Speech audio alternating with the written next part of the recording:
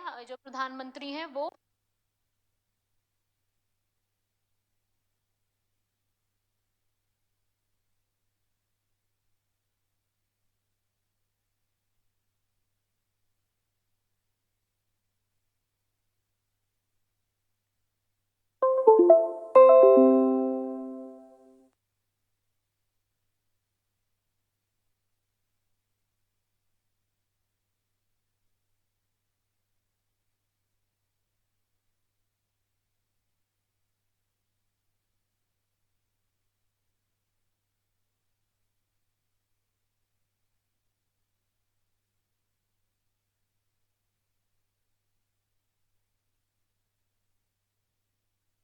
Topic बताना जरा, इसमें हमने कौन सा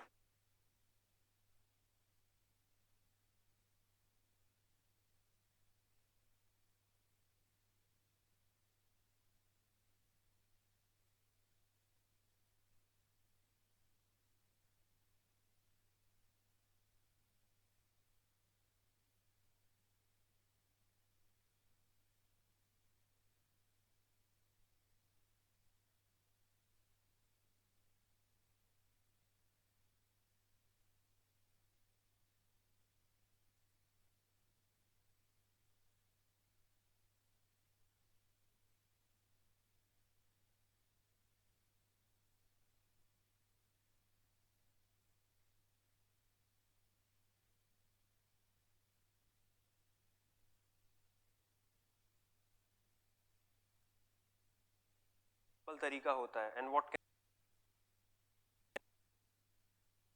ऑर्डर्स वो लिखा सक्सेसफुल रिकॉर्ड्स रहे, 3 बार कर चुके हैं।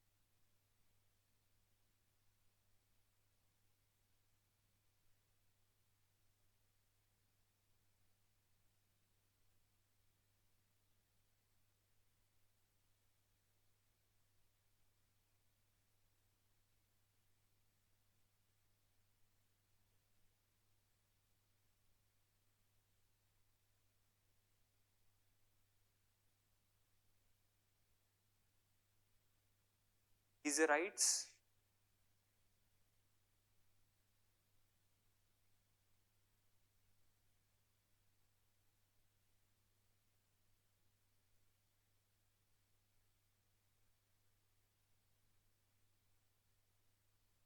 पानी को एक्सट्रैक्ट की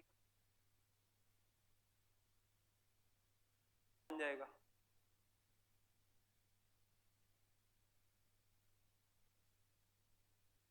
landslide to fetch you any marks.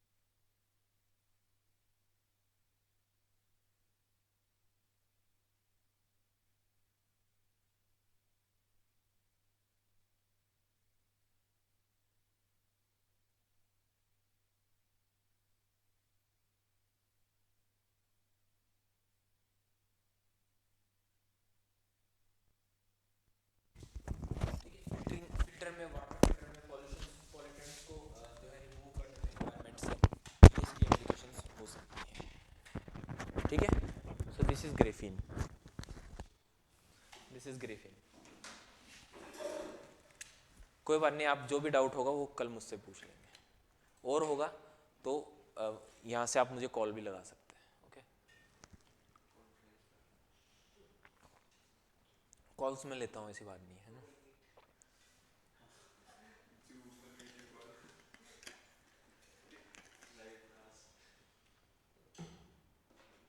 ठीक है, this is graphene.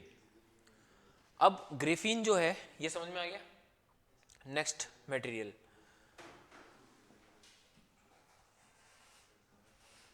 That is carbon nano tubes.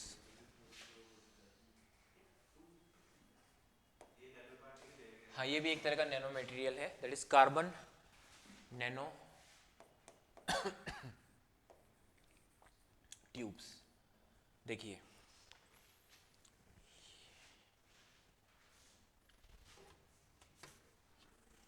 ये आपका ग्रेफीन है, ठीक है। कार्बन नैनो ट्यूब क्या है?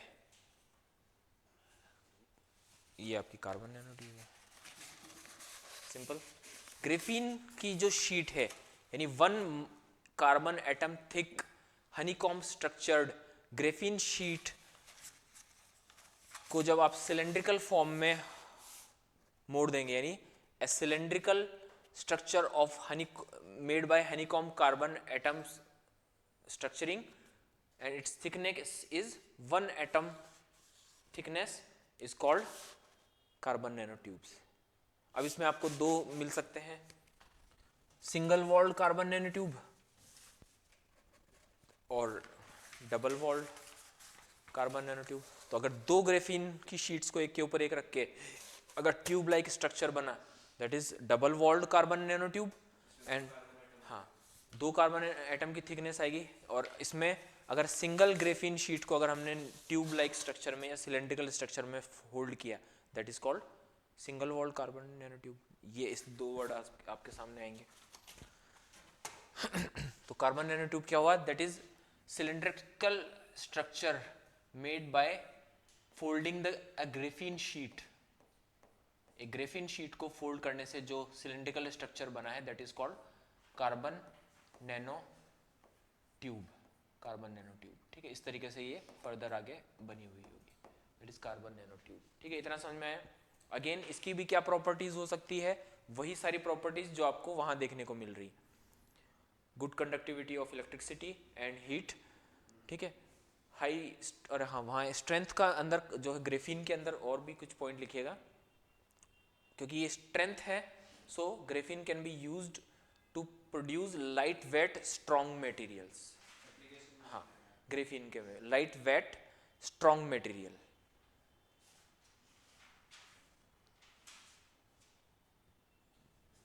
तो अब इसके अंदर भी अगर प्रॉपर्टीज की बात करूं तो conductivity,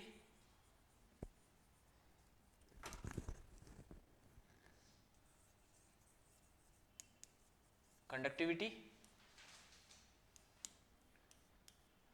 of electricity and heat, ठीक है। सेमीकंडक्टर प्रॉपर्टीज,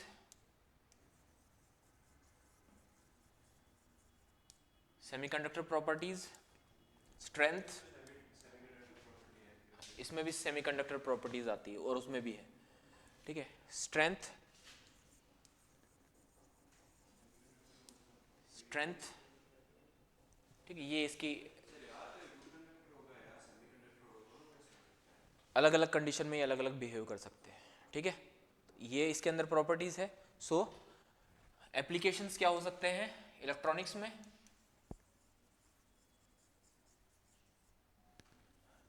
इलेक्ट्रॉनिक्स फील्ड में हीट एंड कूलिंग सॉल्यूशंस में, ठीक है। Production of light weight strong materials, ठीक है। लाइक आपके जो स्पोर्ट्स इक्विपमेंट्स है, तो उनको आप इससे बना सकते हैं, तो वो लाइट वेट रहेंगे लेकिन उनकी स्ट्रेंथ उतनी ही होगी जितनी हैवी जो उसमें होगी। सेकंड, बिल्डिंग सॉल्यूशंस में, बिल्डिंग सॉल्यूशंस में लाइक बिल्डिंग में स्टील एंड सीमेंट का वर्क होता है, ठीक है। तो वहां पर फ्यूचर में कार्बन नैनो ट्यूब्स के थ्रू स्टील के लेवल की स्ट्रेंथ इसमें दी जा सकती है। सो बिल्डिंग सॉल्यूशंस में इसका स्कोप है, ठीक है। सिमिलरली ऑटोमोबाइल इंडस्ट्री में इसका स्कोप है। वाई? ऑटोमोबाइल में अगर आपको फ्यूल एफिशिएंसी चाहिए तो आपको वेट कम रखना है, और अगर आपको वेट कम रखेंगे और आप स्टील मटेरियल कम करेंगे वेट को कम करने के लिए, फ्यूल एफिशिएंसी या माइलेज के लिए, तो क्या होगा? आपकी गाड़ी की या ऑटोमोबाइल की बिल्ड क्वालिटी खराब हो जाएगी। बिल्ड क्वालिटी इंपॉर्टेंट है व्हेन एक्सीडेंट्स हैपन्स, एक्सीडेंट होगा और व्हीकल, हाँ देखिए स्टील से बनती है कार्स, कार का एग्जांपल लेते हैं, ओके स्टील से कार्स बनती हैं और आपको चाहिए माइलेज, कम पेट्रोल में ज़्यादा किलोमीटर्स चले, ठीक है। अब अगर आपको माइलेज चाहिए तो कार का वेट कम रखना पड़ेगा, तो आप स्टील की क्वालिटी को और उसकी शीट की थिकनेस को कम करेंगे तो कार हल्की हो जाएगी और आपको माइलेज मिल जाएगा। बट प्रॉब्लम इससे ये होगी कि जब एक्सीडेंट होगा तो कार की बिल्ड क्वालिटी हल्की होने की वजह से या स्टील मटेरियल उसमें कम होने की वजह से कार इजीली एक्सीडेंट होगा एंड वो डिस्ट्रॉय होगी और उसके अंदर जो भी पैसेंजर्स हैं उनको इंजरी होगी, सीरियस इंजरी होगी, डेथ होगी। अगर आप कार की बिल्ड क्वालिटी को इंक्रीज करते हैं सो आपको स्टील मटेरियल उसमें बढ़ाना पड़ेगा, तो अब उसका वेट हाई हो जाएगा तो उसकी माइलेज कम होगी, फ्यूल एफिशिएंसी उसकी कम हो जाएगी, बट उसमें सेफ्टी होगी। ये इशू आ रहा है, ठीक है, ये इशू है मार्केट में, आप स्टडी करेंगे तो ये इशू है।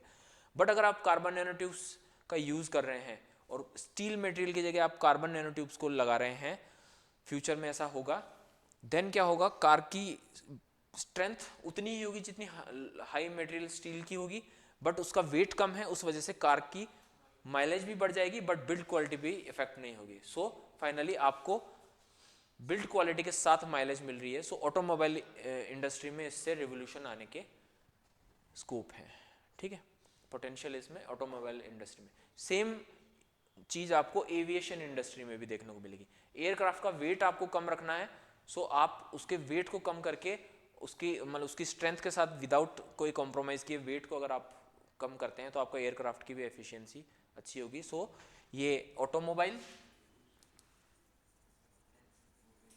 And aviation industry, aviation industry में काम आने वाला है, ठीक है। सेकंड, स्पेस टेक्नोलॉजी में, स्पेस टेक में लाइट वेट कम्युनिकेशन सैटेलाइट बनाने में, क्योंकि ये इलेक्ट्रॉनिक प्रॉपर्टीज रखते हैं graphene and carbon nano tubes, so light weight communication satellite और रॉकेट्स बनाने में ये काम आएगा, ठीक है। ये सारा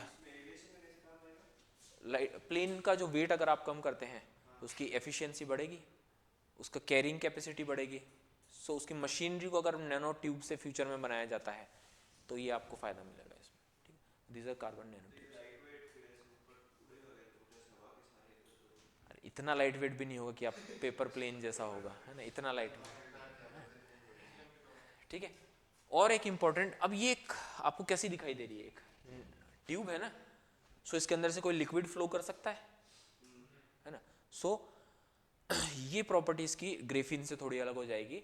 carbon nanotubes can be used as drug delivery systems,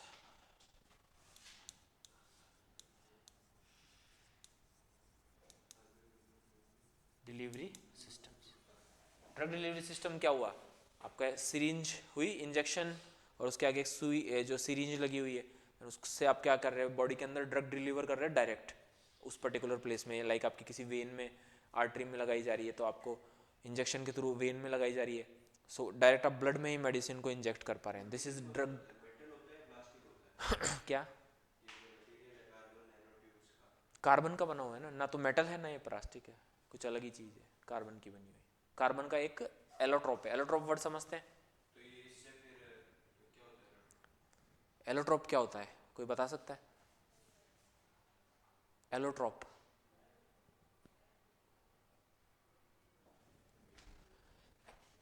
एक एलिमेंट से बनी हुई अलग अलग वो चीजें जो अलग अलग फिजिकल प्रॉपर्टीज शो कर रही है, these are called allotrope of that particular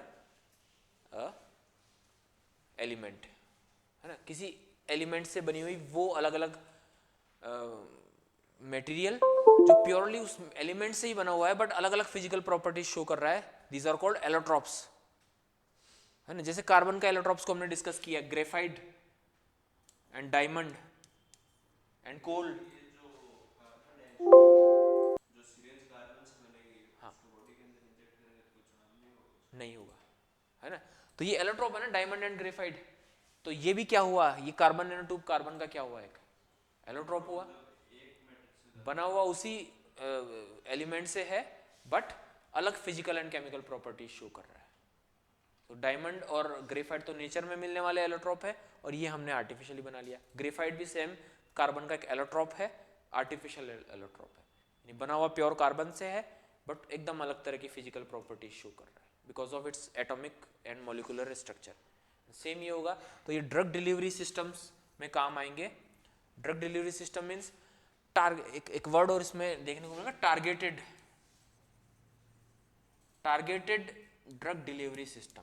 targeted drug delivery system means आपका जो डिजीज है एग्जैक्टली क्योंकि ये बहुत टाइनी लेवल पर होती है, नैनो स्केल पर होती है, तो पेनलेसली आपके बॉडी के अंदर इसको इंसर्ट करके उस पर्टिकुलर टारगेट जहां पर उस ड्रग को पहुंचाना है एग्जैक्टली वहीं पर उसको इंजेक्ट किया जाएगा और पेनलेस होगा, ये ऑलमोस्ट पेनलेस होगा। इस तरह की नैनो टेक्नोलॉजी पर बेस्ड सीरीज भी बन चुकी है जो पेनलेस इंजेक्शन देने का काम करती है। जो टारगेटेड ड्रग डिलीवरी इंपॉर्टेंट क्यों होती है? कैंसर ट्रीटमेंट में टारगेटेड ड्रग डिलीवरी सबसे इंपॉर्टेंट रोल प्ले करती है क्योंकि कैंसर मेडिसिन जो होती है उनके साइड इफेक्ट्स बहुत ज़्यादा होते हैं। तो अब तक जो दिए जा रहे हैं कीमोथेरेपी, तो उसमें साइड इफेक्ट्स की वजह से पेशेंट को बहुत सफ़र करना पड़ता है। बट अगर आप वेरी एक्यूरेटली अगर कैंसर सेल्स को टारगेट कर पा रहे हैं तो उसके साइड इफेक्ट्स को काफ़ी हद तक आप कंट्रोल कर पाएंगे जिससे पेनलेस कैंसर ट्रीटमेंट। टारगेटेड नहीं होता है तभी तो बॉडी में इसके साइड इफेक्ट्स होते हैं। हाँ है ना, पूरी बॉडी पे चलता ही है। वो रेडियोथेरेपी होती है। कीमो में केमिकल ड्रग्स दी जाती है और रेडियोथेरेपी में रेडियो आइसोटॉप्स जो हमने डिस्कस करे ना उनसे मिलने वाला रेडिएशन से ट्रीट किया जाता है ना। दोनों की अपनी सिग्निफिकेंस है, दोनों ही दी जाती है। ऐसा नहीं है कि कोई एक छोड़ दी जाती है कोई एक होती है, दोनों होती है, दोनों दी जाती है। सीवियरिटी लेवल पर रेडियो दी जाती है और नॉर्मली कीमो दी जाती है। ठीक है, तो क्या देखा है कैंसर सेल्स को पर जो टारगेटेड ड्रग डिलीवरी से पेनलेस या लेस पेन कैंसर ट्रीटमेंट किया जा सकता है। यहाँ पर आपको कार्बन नैनो ट्यूब्स में ये देखने को मिलेगा। Next fullerene.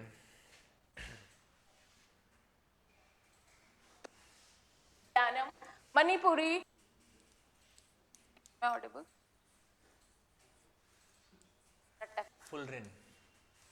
फुलरिन क्या होता है? लाइक ऐसा एक फुटबॉल लाइक स्ट्रक्चर होता है।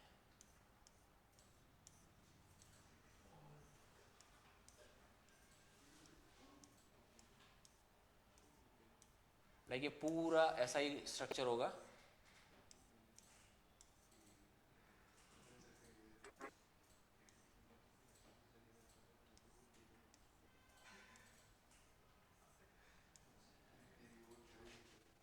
ठीक है, ये फुलरिन है और ये पूरा ऐसा ही भरा हुआ होगा। ठीक है, और कार्बन के 60 मॉलिक्यूल्स आपस में एक केज लाइक स्ट्रक्चर बनाते हैं हेक्सागोनल अरेंजमेंट के साथ।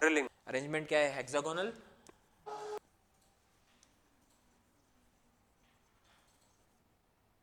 And cage like. Internal IS rapid revision संचालित किए जाएंगे, जल्द रजिस्टर कर।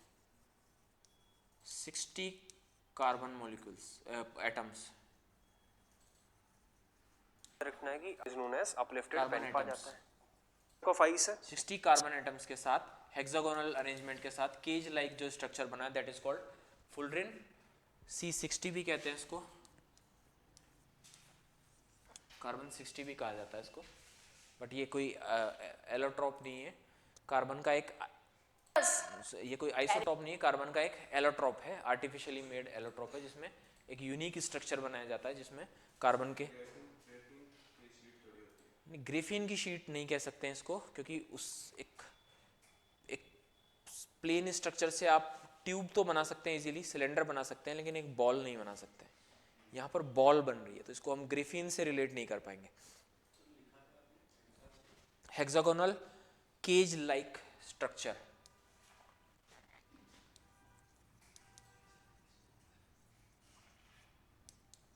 Cage like structure with 60 carbon atoms, with 60 carbon atoms।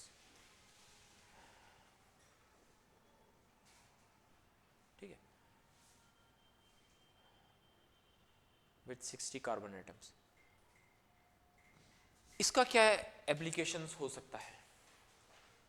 ठीक है, देखिए एक ये एटमॉस्फेयर से या एनवायरनमेंट से हार्मफुल रेडिकल्स को रिमूव करने का काम कर सकता है। ये केज लाइक स्ट्रक्चर है, तो ये अपने अंदर दूसरे एटम्स या मॉलिक्यूल्स को इसके अंदर फिक्स किया जा सकता है। सो एक इसके अंदर कोई एटम या मॉलिक्यूल फिक्स करके हम इंजेक्ट कर रहे हैं बॉडी में, तो ड्रग डिलीवरी सिस्टम की तरह इसको इस्तेमाल किया जा सकता है। ठीक है, बॉडी में मौजूद फ्री रेडिकल्स को निकालने में, एटमॉस्फेयर में मौजूद फ्री रेडिकल्स को निकालने में इसको यूज़ किया जा सकता है। ठीक है, इसमें भी सेमीकंडक्टर एक्टिविटी प्रॉपर्टीज़ होती है। सो हम इसको एज ए सेमीकंडक्टर टेक्नोलॉजी में, इलेक्ट्रॉनिक्स टेक्नोलॉजी में इसको यूज़ कर सकते हैं। ठीक है, रेडिकल्स मीन्स ऐसे पार्टिकल्स, ऐसे आयंस होते हैं, स्पेशल आयंस होते हैं जो बॉडी के लिए हार्मफुल होते हैं। फ्री रेडिकल्स इनको कहा जाता है। ठीक है, ये कुछ केमिकल रिएक्शंस में बनते हैं जो बॉडी के लिए हार्मफुल इफेक्ट प्रोड्यूस करते हैं। So it can use in medical. ठीक है, medical due to its peculiar structure, drug delivery system,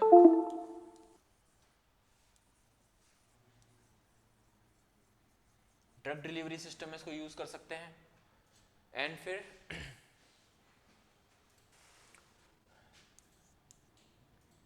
harmful chemicals को रिमूव करने में इसका यूज किया जा सकता है। रेडिकल्स एंड केमिकल्स को रिमूव करने में इसको यूज किया जा सकता है।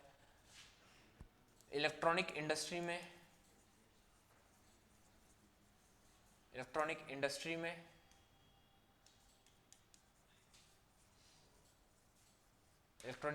इसको यूज किया जा सकता है।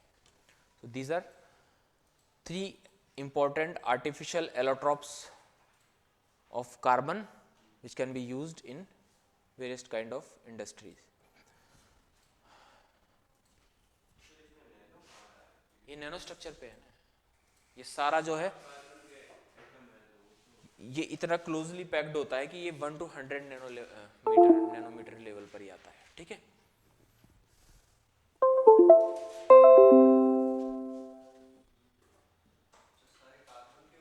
और भी होते हैं जैसे सिल्वर नैनो पार्टिकल्स, आप नोट कर सकते हैं सिल्वर नैनो पार्टिकल्स। और इनकी क्या एप्लीकेशन है, तो silver nanoparticles are used for water filtration. आपका जो आरओ होता है उसमें होते हैं, used to treat pollutants from environment, है ना। और क्या हो सकता है, titanium dioxide nanoparticles, titanium dioxide nanoparticles.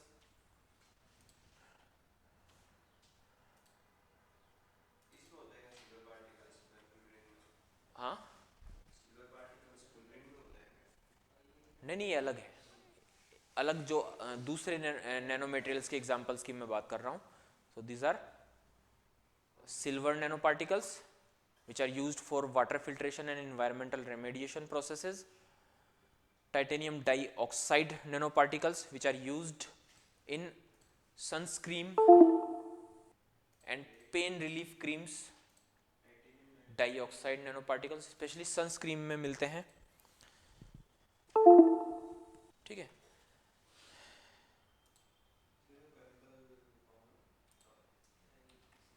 हाँ, टाइटेनियम डाई वो लिखने की जरूरत नहीं, केमिकल्स आपको याद नहीं,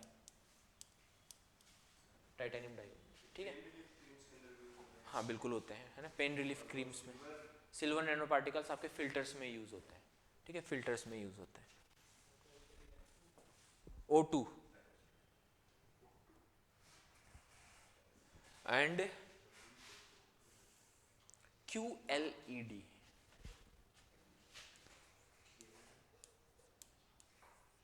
QLED, QLED, quantum light emitting diode, QLED. These are emitting diode. ठीक है, अब ये क्या है, हाँ बताते हैं, ये होती क्या है exactly. These are semiconductor nanoparticles. These are nanoparticles, semiconductor nanoparticle like silicon and germanium.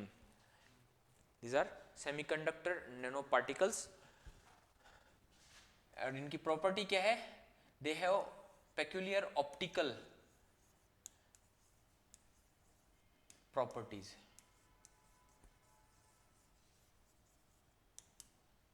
Optical properties होती है इनमें इनको अगर इलेक्ट्रिक करंट दी जाए सो ये लाइट प्रोड्यूस करती हैं, और इन पर इलेक्ट्रिकल लाइट डाली जाए सो इलेक्ट्रिकल करंट में रिवर्स कर सकती है, ठीक है। और हाँ, उसमें भी आप लिख लीजिएगा, ग्रेफीन में मैंने बोला था ना ऑप्टिकल प्रॉपर्टीज होती है, सो ग्रेफीन पे अगर लाइट एमिट की जाए सो वही इलेक्ट्रिकल करंट प्रोड्यूस कर सकती है, this is optical property of graphene. तो उसमें आप नोट कर लीजिएगा एक और पॉइंट, ऑप्टिकल प्रॉपर्टी में they can produce light produce electrical current when light is emitted on graphene. So graphene will be used to manufacture highly efficient solar panels, QLED में, sorry मैंने उल्टा ऐसे नहीं बोला है, इनमें इलेक्ट्रिकल करंट देंगे तो ये लाइट प्रोड्यूस करेंगी जस्ट ओनली, ठीक है। उसमें लाइट एमिट करेंगे तो इलेक्ट्रिकल करंट, तो वो ग्रेफीन है, सोलर पैनल इंडस्ट्री के लिए फ्यूचर में प्रॉमिसिंग मटेरियल है। यहाँ पर क्या है, इलेक्ट्रिकल करंट दिया तो इसने लाइट प्रोड्यूस की, लेकिन नॉर्मल एलईडी होता है, कौन कर रहा है, सभी मटेरियल नहीं करते हैं, जो मटेरियल करते हैं उन्हें हम लाइट के लिए करते हैं। डेफिनेटली ये नॉर्मल ऑर्डिनरी एलईडी है, तो ये एक सेमीकंडक्टर डिवाइस है जिसको हमने इलेक्ट्रिकल करंट दिया लेकिन, और इसने लाइट दी, लेकिन इसने ज़्यादा इलेक्ट्रिकल करंट लिया क्योंकि इसका फिजिकल साइज ज़्यादा है, इसमें सेमीकंडक्टर एंड कंडक्टर्स का साइज ज़्यादा है, तो इसको ज़्यादा इलेक्ट्रिसिटी देनी पड़ेगी, देन ये लाइट प्रोड्यूस करेगा। इससे पहले जो हम लाइट्स यूज़ करते थे टंगस्टन पे बेस्ड होती थी, तो टंगस्टन को और ज़्यादा देनी पड़ती थी, फिर आपने थोड़ा उसको कॉम्पैक्ट किया, एलईडी लाए तो थोड़ी कम लाइट देनी पड़ रही है।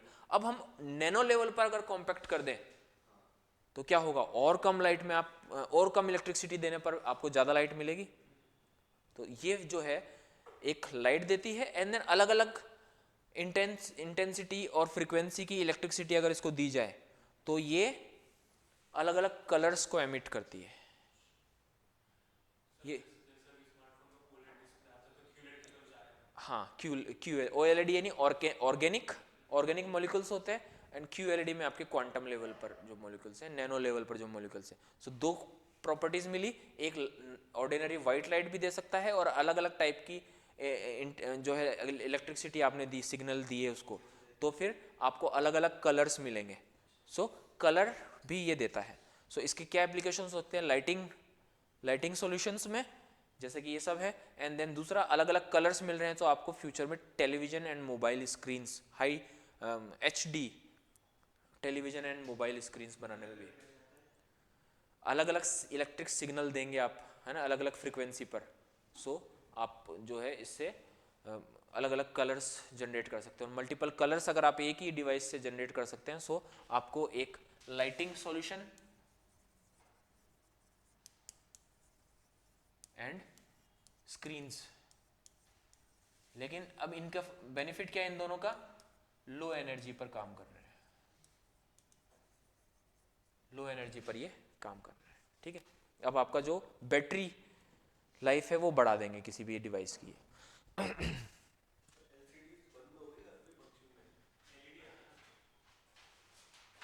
LCD वो कम हो गया, अब LED आ रहा है, वो तो खत्म हो गया, LCD शुरुआत में है ना, अब तो सारे LED बेस्ड है, और LED में भी OLED QLED दोनों आने लगे हैं। हाँ, मेरे हिसाब से आ चुका, QLED के भी प्रोडक्ट आने लगेंगे अभी, है ना। अभी हमारे यहाँ अभी OLED ज़्यादा है, बट QLED भी सक्सेसफुली हो चुका है ना। ये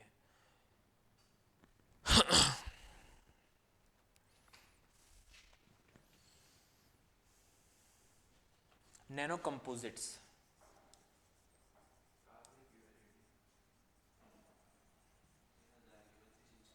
है ना,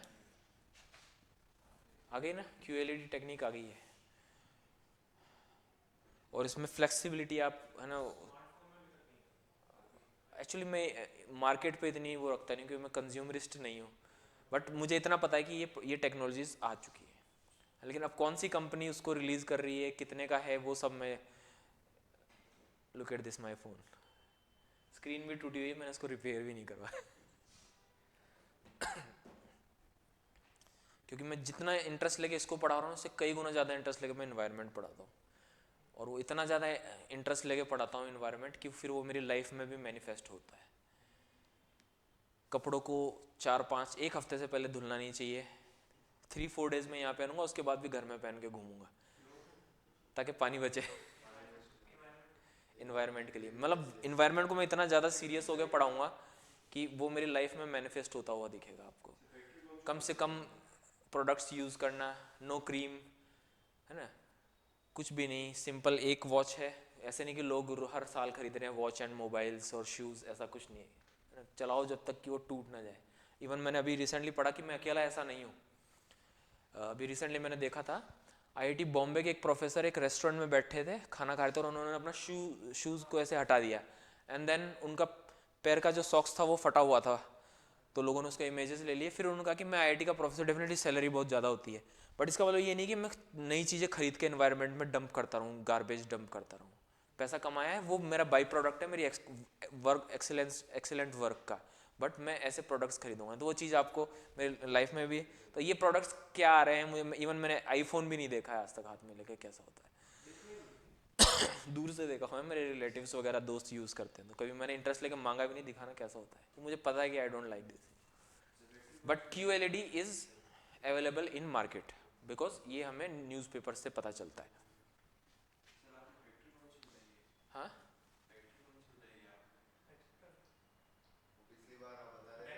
हाँ, वो बचपन में सोचा करते थे, उड़ाई नहीं थी, उड़ाता तो भी यहाँ होता कि जेल में होता। That is the concept of environmental radicalism जो अब लोगों के सामने आ रहा है, और CIA ने भी इसको अंडरलाइन किया कि फ्यूचर में रिलीजियस टेररिज्म से ज़्यादा खतरनाक इन्वायरमेंटल रेडिकलिज्म होगा। तो मैंने जब उस कॉन्सेप्ट को पढ़ा तो मुझे पता चला कि मैं बचपन में था, इन्वायरमेंटल रेडिकल था मैं, और अब तो नहीं हूँ, किसी को मारने के बारे में नहीं सोचता हूँ, बट इन्वायरमेंटल रेडिकल में था। मैं एक सोचता था कि एक फैक्ट्री थी मेरे घर के पास, तो मैं उसको जो है डिस्ट्रॉय कर दूं, उसके लिए कोशिश भी की थी मैंने और मेरे एक दोस्त ने मिलके। उसका एक पाइप था, उसके जो हमारी हाइट के बराबर था, उसमें से स्टीम निकलती थी, तो हमने उसको ब्लॉक कर दिया, और हम ये सोचते थे कि स्टीम निकलना ब्लॉक हो जाएगी एंड देन फिर वो ब्लास्ट हो जाएगा, लेकिन ऐसा हुआ कुछ नहीं। खैर वो सब ठीक है। सो ये प्रोडक्ट आपको इन्वायरमेंट में सॉरी जो है मार्केट में मिलेगा। नैनो कंपोजिट्स कोई आदमी किसी सब्जेक्ट को जीना शुरू कर देता है ना, तो वो मेरे लिए इन्वायरमेंट है, आपके लिए कुछ और हो सकता है, कोई किसी के लिए पॉलिटी हो सकता है, किसी के लिए इकोनॉमिक्स हो सकता है। नैनो कंपोजिट्स ये क्या होते हैं? नैनो लेवल पर नैनो मटेरियल को जो कंडेंस करके जो मटेरियल्स बनाए जाते हैं, लाइक एक नैनो मटेरियल और एक दूसरे नैनो मटेरियल को अगर हम अटैच करके एक third type of nano material बना दें,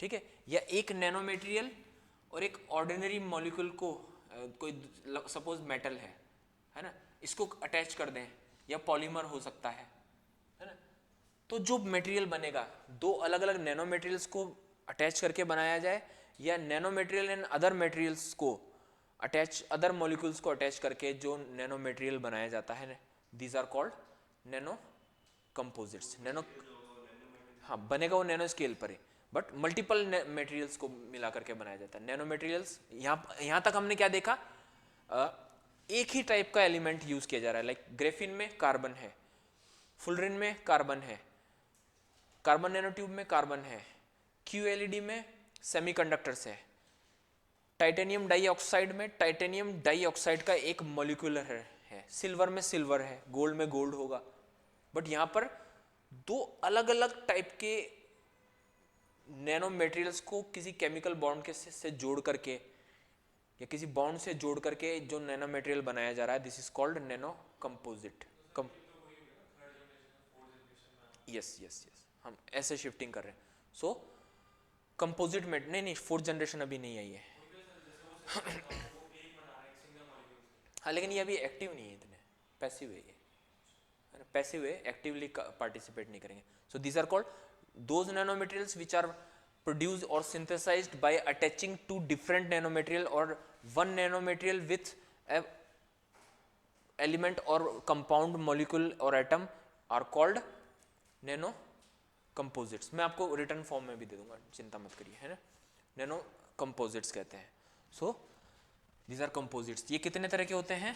like polymer, matrix, nano composites, metal, matrix, nano composites, clay, matrix, nano composites.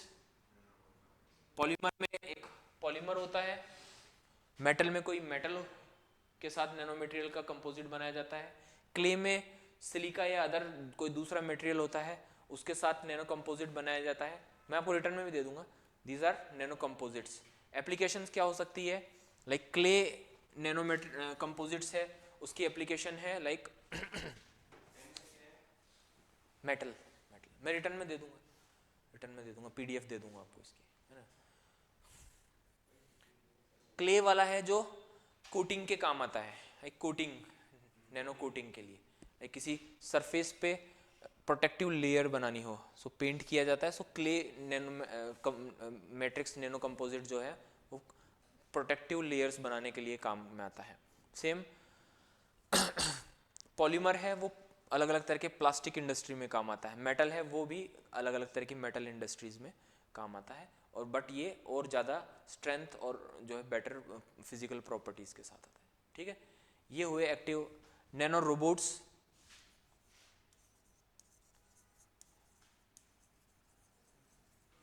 Nano robots का कॉन्सेप्ट है. तो नैनो स्केल पर जब आप रोबोटिक डिवाइसेस बनाते हैं, these are called nano robots. Robotic devices synthesized और manufactured at nano scale are called nano robot. ये अलग अलग पार्टिकल्स को जोड़ करके फिर एक पर्टिकुलर टास्क करने के लिए उसको प्रोग्राम किया जाता है. These are nano robots. क्या काम कर सकते हैं नैनो रोबोट्स? अगर मैं उसकी एप्लीकेशंस की बात करूं तो नैनो रोबोट की आप एप्लीकेशन क्या इमेजिन कर सकते हैं? यस, मेडिकल में, आपके सर्जरी में, कैंसर ट्रीटमेंट में नैनो स्केल पर जाकर के कैंसर सेल्स को अगर रिमूव कर दिया जाए. नॉर्मली कीमोथेरेपी और स्पेशली रेडियोथेरेपी क्यों दी जाती है? जब कोई बड़ा ट्यूमर है, आप सर्जन ने उसको रिमूव किया, बट कुछ सेल भी अगर रह जाती है सो वो अगेन फ्यूचर में ट्यूमर बन जाएगा. बट एट नैनो स्केल पर अगर कोई डिवाइस जाके एक एक सेल को रिमूव कर दे, सो आपका जो है कैंसर फ्यूचर में वापस होने के चांसेस, हाँ, बहुत नैनो क्या कैसे? एयरक्राफ्ट के पार्ट्स इतने माइक्रो लेवल पर नहीं होते हैं कि हमको नैनो रोबोट्स की जरूरत पड़े. कोई एक इंजीनियर जाके ही करेगा, है ना. क्या? हाँ, मेजर इसका एप्लीकेशन है मेडिकल साइंस में, सर्जिकल प्रोसेस को और ज़्यादा एफिशिएंट बनाने में. Nano carbon nano tube and carbon nano robot, sorry, this nano robots का एक एप्लीकेशन ये है that is in cellular and genetic engineering में. लाइक आपको एक सेल से उसका न्यूक्लियस निकालना है, यही कर रहे थे ना प्रो न्यूक्लियर ट्रांसफर टेक्निक में, मैटरनल स्पिंडल ट्रांसफर टेक्निक में. सो नैनो, हाँ, ई कोलाई, राइट, है ना, प्लाज्मिड निकालने के लिए. तो वहाँ पे जो नैनो स्केल पर अगर हम कार्बन नैनो ट्यूब से सिरिंज बनाते हैं या नैनो रोबोट्स का यूज़ करते हैं तो सेल ऑर्गेनल्स को रिमूव करना या मैनिपुलेट करना आसान हो जाएगा. जेनेटिक इंजीनियरिंग प्रोसेस में नैनो रोबोट्स का बेटर यूज़ किया जा सकता है. सो ये सारे इसके एप्लीकेशंस हो सकते हैं. और लास्ट एक है मॉलिक्यूलर रोबोट जो यूएसए में सक्सेसफुली एक बार बनाया जा चुका है. That is example of 4th generation nano material molecular robot. हाँ, वो सिंगल मॉलिक्यूल से, बट उस मॉलिक्यूल को आप बेटर प्रोग्राम कर सकते हैं to perform a particular task. Molecular robot means एक रोबोटिक टास्क कर सकता है. सपोज आप किसी को चीज को पिक कर सकते हैं मॉलिक्यूलर लेवल पर. सपोज आप एक ड्रग बना रहे हैं जिसका एक बहुत कॉम्प्लेक्स और लार्ज मॉलिक्यूल है. उस ड्रग के मॉलिक्यूल्स और केमिकल बॉन्ड्स को आप मैनिपुलेट करना चाहते हैं तो एक रोबोटिक आर्म आपको चाहिए जो वहां पर चीजों को हटा सके और लगा सके. सो आप पहले एक नैनो स्केल पर एक मॉलिक्यूलर रोबोट बनाते हैं एंड देन फिर वो रोबोट चीजों को मैनिपुलेट कर पाता है. वो उसके डिजाइनर और उसके बनाने वाले की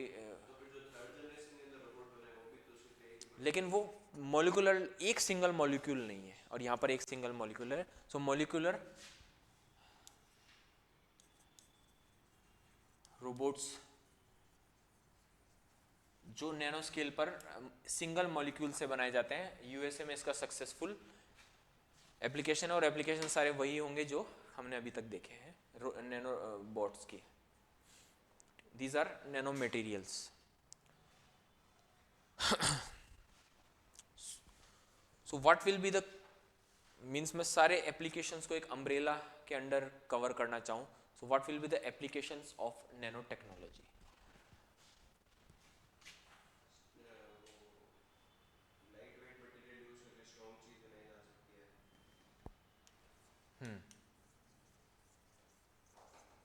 अगर मैं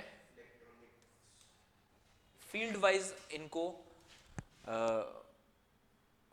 क्लासिफाई करना शुरू करूं तो आप लिख पाएंगे. हाँ राइट, आप लिख पाएंगे. जैसे अगर मैं बोलूं मेडिकल,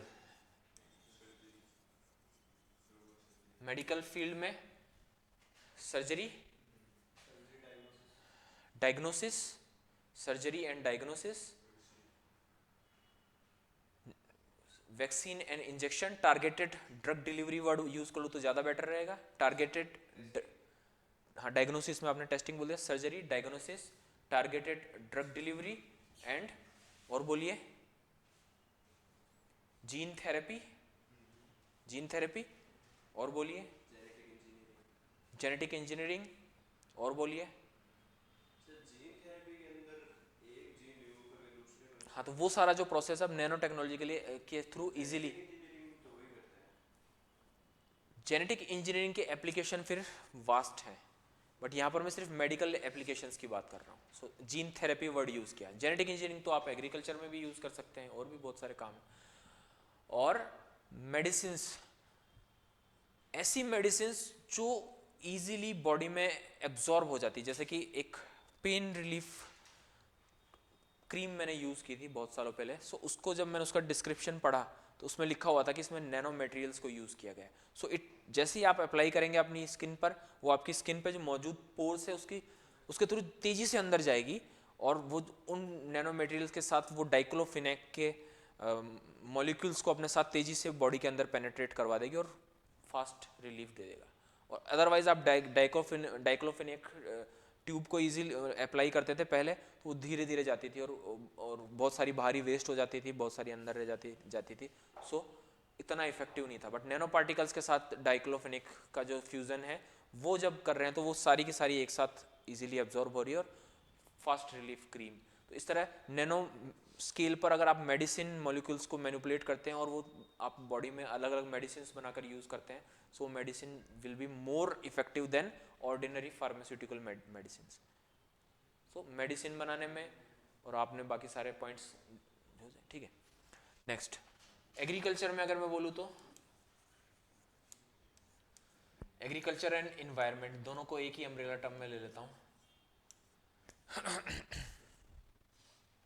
एग्रीकल्चर में इसका एक इंपॉर्टेंट यूज ये है जो अभी हो भी रहा है, दैट इज नैनो यूरिया.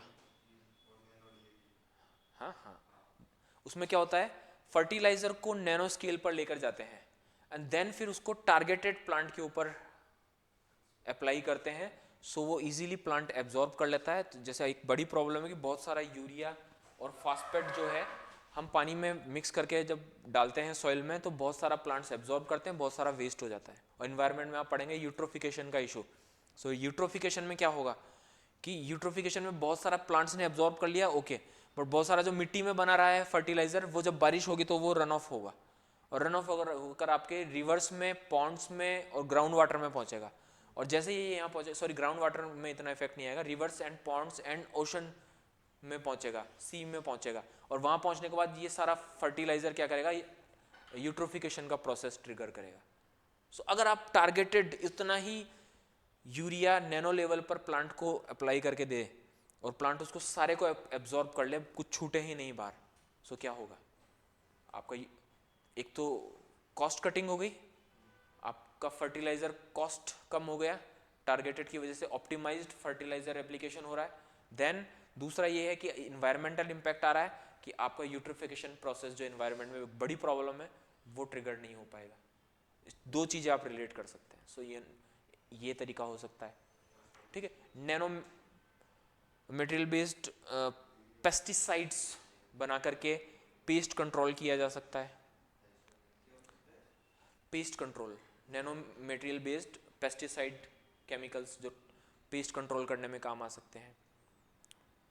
और क्या हो सकता है, इन्वायरमेंट से पॉल्यूटेंट्स को हटाने के लिए नैनो रोबोट्स का यूज़ किया जा सकता है. पॉल्यूटेंट्स को डीकम्पोज करने में, सपोज कोई नॉन बायोडिग्रेडेबल पॉल्यूटेंट है, अब उसको हमें डिस्ट्रॉय करना है या तो उसको निकाल के बाहर लाएं, लेकिन वो बहुत टाइनी लेवल पर है, माइक्रो लेवल पर है, तो उसको हम कर नहीं सकते. तो ऐसे नैनो बोट्स डेवलप किए जाएं जो फ्यूचर में इनकी केमिकल बॉन्ड्स को तोड़ करके इनको बायोडिग्रेडेबल बना दें, यानी कॉम्प्लेक्स कंपाउंड से सिंपलर कंपाउंड में तेजी से कन्वर्ट कर दें. तो ऐसा भी स्कोप देखा जा सकता है इसके अंदर. यस, डीसेलिनेशन में आप जो नैनो फिल्टर्स का यूज़ कर रहे हैं, नैनो टेक्नोलॉजी बेस्ड फिल्टर्स है, उनसे डीसेलिनेशन प्रोसेस को और ज़्यादा इफेक्टिव और कॉस्ट इफेक्टिव बनाया जा सकता है. इस तरीके से vast category of nano technology in field of environment and agriculture. ठीक है. देन फिर इंडस्ट्री, इलेक्ट्रॉनिक इंडस्ट्री में तो ये माना जा रहा है कि ये रिवोल्यूशन लेकर आएगा. देन कंस्ट्रक्शन इंडस्ट्री में, स्टील कॉस्ट कटिंग में, ऑटोमोबाइल इंडस्ट्री, एविएशन इंडस्ट्री, ठीक है, plastic and polymers, sports equipments जैसे कि नैनो कंपोजिट्स बना करके स्पोर्ट्स इक्विपमेंट्स. ठीक है. डिफेंस इंडस्ट्री में सपोज टैंक, देखिए नैनो कंपोजिट प्लास्टिक इंडस्ट्री में काम आ रहे हैं. ठीक है. कॉस्ट इफेक्टिव प्लास्टिक्स बनाने में, ठीक है, कोटिंग करने में. अभी बताया था नैनो कंपोजिट्स, ऐसे कंपोजिट्स जो दो अलग अलग नैनो मटेरियल्स को मिला करके बनाएंगे, तो वो प्लास्टिक इंडस्ट्री में काम आ रहे हैं, नैनो पॉलीमर्स के. ठीक. इलेक्ट्रॉनिक में ग्रेफीन, नैनो ट्यूब्स. ठीक है. अब हाँ, क्या बोल रहा था मैं, इंडस्ट्रियल एप्लीकेशंस की मैं बात कर रहा था, प्लीज़, है ना, इंडस्ट्रियल एप्लीकेशंस की मैं बात कर रहा था. और क्या होता है डिफेंस इंडस्ट्री में, लाइक सोल्जर के इक्विपमेंट्स और बॉडी आर्मर्स हैं, उनको लाइट वेट बनाया जा सकता है. आर्टिलरी वगैरह की जो है इन्हें लाइट वेट बनाया जा सकता है. टैंक्स को लाइट वेट बनाते हैं. एक कॉन्सेप्ट है मेन बैटल टैंक, 50 टन से ज़्यादा भारी जो टैंक होता है, क्योंकि उसमें इतना स्टील लगाया जा सकता है, उसको डिस्ट्रॉय करना तो मुश्किल होता है, बट इतना हैवी हो जाता है कि फिर उनको कैरी करके एक जगह से दूसरी जगह लेकर जाना बहुत मुश्किल हो जाता है एयरक्राफ्ट में. हाँ, वो हमने डिस्कस किया ही है. सो डिफेंस इंडस्ट्री में भी इक्विपमेंट्स बहुत हैवी होते हैं, बट उनकी स्ट्रेंथ इंपॉर्टेंट होती है वहाँ पे, है ना, क्योंकि वॉर में एक heavy tank, heavy metal sheet से बना हुआ टैंक ज़्यादा सर्वाइव करता है. बट अगर आप उसको हैवी बना रहे हैं तो उसके अपने प्रॉब्लम है कि वो फ्यूल ज़्यादा ले रहा है, उसकी स्पीड कम है, उसको कैरी करके एक जगह से दूसरी जगह ले जाना मुश्किल है, एयरक्राफ्ट ज़्यादा लगेंगे. सो आप नैनो मटेरियल से, स्ट्रॉन्ग नैनो मटेरियल से बने हुए डिफेंस इक्विपमेंट्स या शीट्स वगैरह उनके लिए बनाए तो वो टैंक का लाइट वेट भी हो सकता है. तो these are defence industry, these are applications of nano technology. Okay. So now next point is what are challenges. India में भी नेशनल नैनो मिशन लॉन्च किया गया है जो इंडिया में नैनो टेक्नोलॉजी को प्रमोट करने के काम कर रहा है. अलग अलग यूनिवर्सिटीज़ में इससे रिलेटेड फेलोशिप्स, फंडिंग, इस पर बेस्ड इंडस्ट्री लगाने के लिए इंसेंटिव्स वगैरह दिए जा रहे हैं. ठीक है. So what are the challenges of nano technology in India. क्या चैलेंजेस हो सकते हैं एग्जैक्टली जो हमने पहले डिस्कस किया वही चैलेंजेस आप कॉपी कर सकते हैं. Skilled human resources, lack of industry and lack of funds and finance, lack of incentives, lack of foreign investments. Companies नहीं आना चाह रही क्योंकि स्किल्ड ह्यूमन रिसोर्स नहीं है. रॉ मटेरियल तो है बहुत, कार्बन से बनेंगे तो कार्बन. ठीक है. लैक है ना, raw material is not issue, the issue is research and development नहीं हो पा रहा है. जो भी मटेरियल, नैनो मटेरियल्स हम बना रहे हैं वो नेचर में मौजूद है ना. हाँ, तो lack of knowledge, skill, human research, lack of research and development, incentives, funds, fellowships, foreign investments, ये सारा इसमें हो सकता है। फेलोशिप मीन्स जब आप पीएचडी कर रहे होते हैं तो आपको गवर्नमेंट की तरफ से एक मंथली फंड मिलता है आपकी लाइफ को चलाने के लिए, दैट इज कॉल्ड फेलोशिप। जो रिसर्चर्स होते हैं अपना इंपॉर्टेंट टाइम जो वो पैसा कमाने में लगा सकते थे वो उस पर्टिकुलर रिसर्च को करने के लिए कर रहे हैं। सो गवर्नमेंट उनको उनकी उनकी लाइफ के लिए फंड्स देती है, एक वो अपनी लाइफ चला सके प्लस उसको उनको रिसर्च करने के लिए जो भी जरूरत होती है, लाइक लैपटॉप खरीदना है मुझे, सो वो फेलोशिप के पैसों से आ जाता है। मुझे स्टेशनरी खरीदनी है, वो फेलोशिप जो बेसिक कॉस्ट होती है ना वो सारा कवर हो जाता है फेलोशिप में। लाइक जूनियर रिसर्च फेलोशिप जाती है 35,000 रुपीज़ पर पीएचडी स्कॉलर दिए जाते हैं। फिर पोस्ट डॉक्टरल फेलोशिप होती है जो पीएचडी होने के बाद होती है, उसमें आप और हायर लेवल का रिसर्च करते हो, उसमें आपका फेलोशिप अमाउंट और बढ़ जाता है ताकि आप कंट्री को कुछ कंट्रीब्यूट कर सके, बदले में आपको एम्प्लॉयमेंट या पैसों की प्रॉब्लम फेस नहीं करनी, दैट इज़ फेलोशिप। स्टूडेंट को दी जाती है स्कॉलरशिप और रिसर्च फेलो को दी जाती है फेलोशिप। सो चैलेंजेस आप लिख सकते हैं। So what are the hazards of nano technology? Nano technology के हैजार्ड्स क्या है?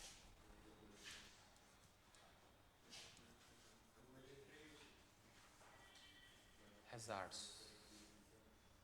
क्या इसके हैजार्ड्स हो सकते हैं या डिसएडवांटेज कहूँ तो डिसएडवांटेज? तो टेररिस्ट क्या करेगा? बहुत सारी दवाइयाँ बना के दे देगा। क्या पर्पस हो सकता है? कोई बॉम्ब बनाया जा सकता है इससे? अभी तक तो मैंने ऐसा कुछ डिस्कशन किया नहीं कि बॉम्ब बन जाएगा इससे या कोई एक्सप्लोजिव बन जाएगा। सोचिए, कभी सुना है? देखिए जिस क्या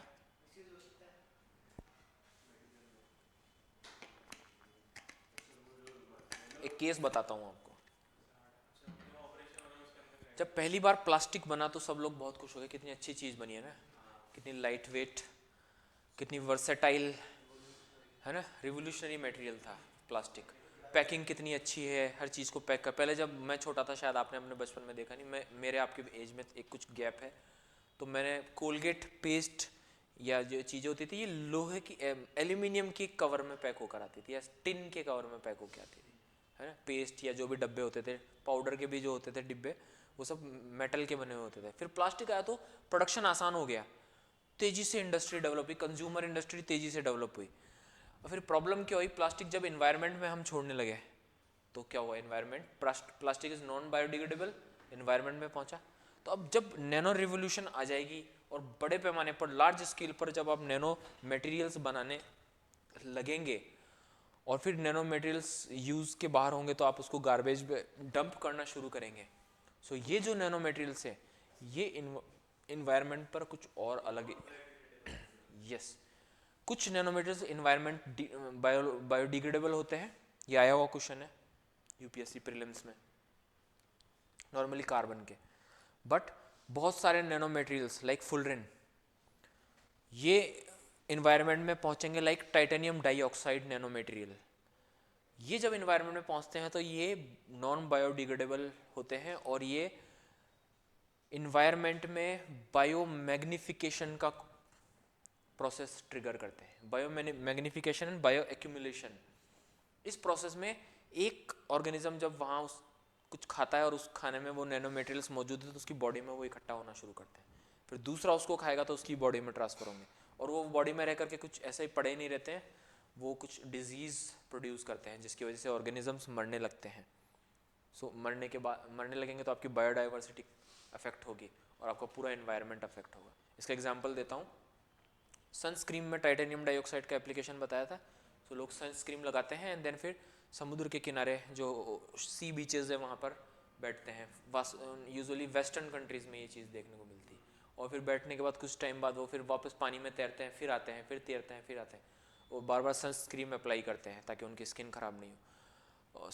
उससे जब वो पानी में जाते हैं फिर वो धुल जाती है एंड देन फिर ये सारी सनस्क्रीन ओशन इकोसिस्टम में जाती है और उसके बाद ये जो है बायो मैग्निफिकेशन के प्रोसेस से ओशन फूड चेन में पहुंच रही है और जो जो एक्वेटिक एनिमल्स हैं वो मरने लग जाते हैं क्योंकि टॉक्सिक इफेक्ट देती है। तो ये आपका एक्वेटिक इकोसिस्टम को डिस्ट्रॉय कर रही है। सिमिलरली जो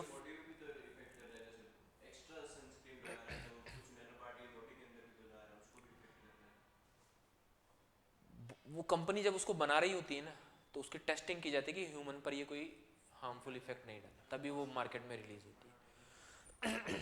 लेकिन जो चीज़ ह्यूमन के लिए हार्मफुल नहीं है, इसका मतलब ये नहीं कि वो एक्वेटिक एनिमल के लिए, एक्वेटिक एनिमल छोटे होते हैं, उनकी बॉडी अलग तरीके से फंक्शन करती है, तो वो उनको, तो जो हैजार्ड क्या है, इन्वायरमेंटल हैजार्ड है।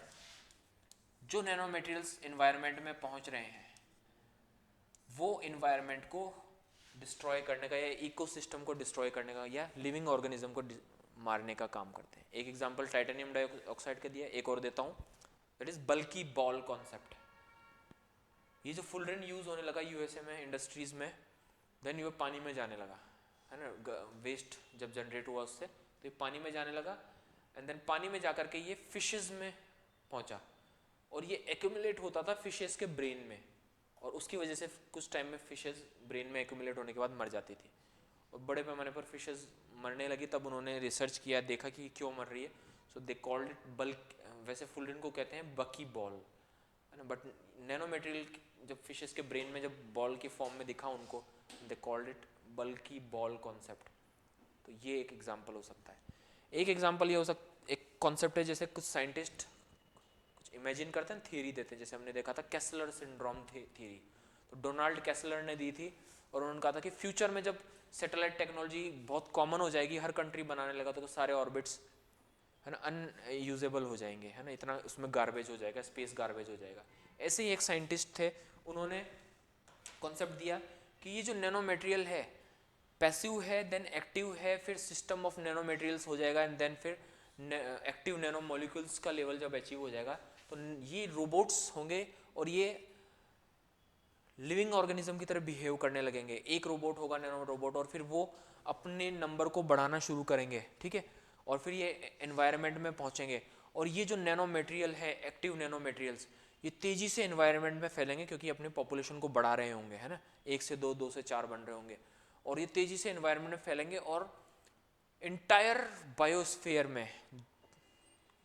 बायोस्फीयर को ये, यानी पूरी अर्थ पे जो भी लिविंग सेल्स है उन सबको ये डिस्ट्रॉय कर देंगे। ये इतने एक्टिव हो जाएंगे कि ये 1 से 2 बनाने का टेक्निक डेवलप कर लेंगे, एक थियरी है। हाँ, खुद बनाने लगेंगे। This is called grey goo theory.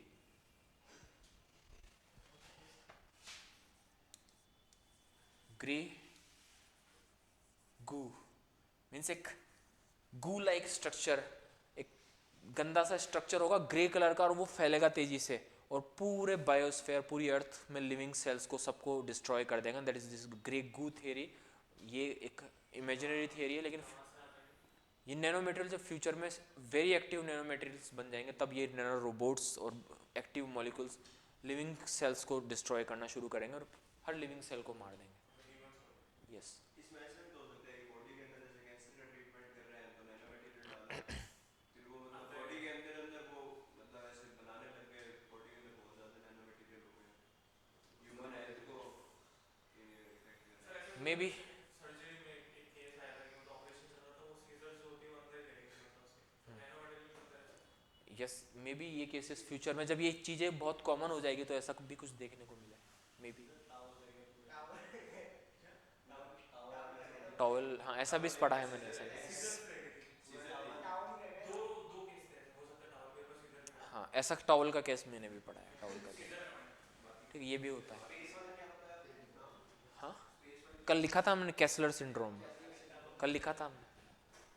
हाँ, तो इस तरह की एक थियरी इन्होंने भी दी है, और इसी तरह की थियरी एक आर्टिफिशियल इंटेलिजेंस में भी दी गई है कि आर्टिफिशियल इंटेलिजेंस एक टाइम ऐसा इतने इस लेवल पर सुपर इंटेलिजेंस डेवलप कर लेगा कि फिर वो ह्यूमंस को यूजलेस मानना शुरू कर देगा, एंड देन फिर वो they will kill all humans, और पूरी अर्थ को artificial intelligence based robots and machines dominate कर लेंगे। ये, हाँ, ये थियरी दी थी शायद इन्होंने, स्टीफन हॉकिंस ने दी थी। स्टीफन हॉकिंस, एक थियरी का नाम मुझे ध्यान नहीं, बट उन्होंने ये एक थियरी दी थी कि फ्यूचर में जब कंप्यूटर्स और रोबोट्स इतने इंटेलिजेंट हो जाएंगे, इस पर 2 मूवीज बन चुकी है, आई रोबोट हॉलीवुड मूवी है, एंड जो रजनीकांत की एक मूवी है रोबोट, है ना, रोबोट, वो बॉलीवुड मूवी, कि ये जो मशीन से इतनी स्मार्ट और इतनी एफिशिएंट हो जाएगी कि ह्यूमंस को ये धीरे धीरे एलिमिनेट करना शुरू कर देंगे, क्योंकि उनको लगेगा कि humans are useless, so eliminate them.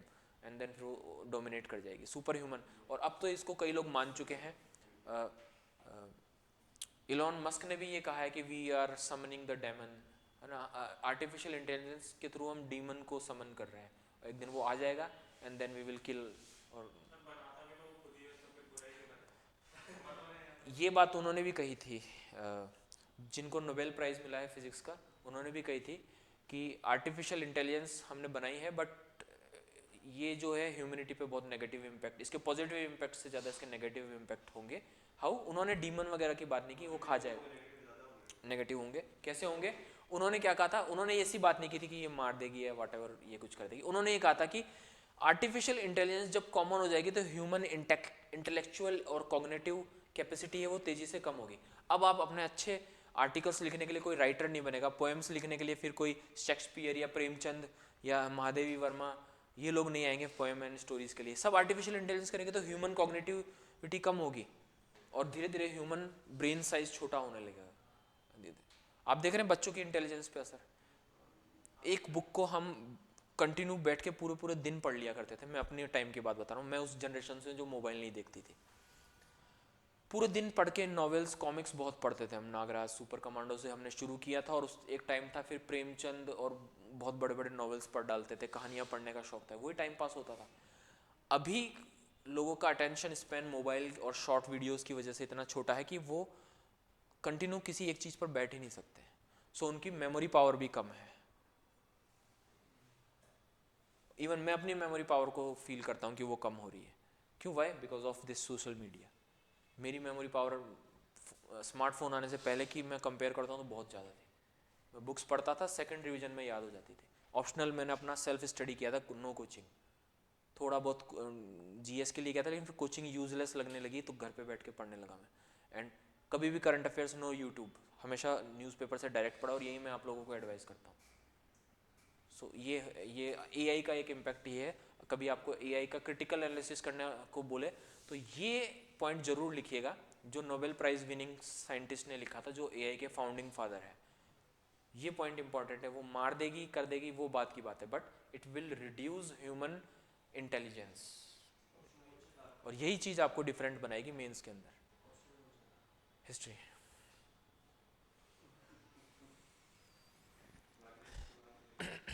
हाँ,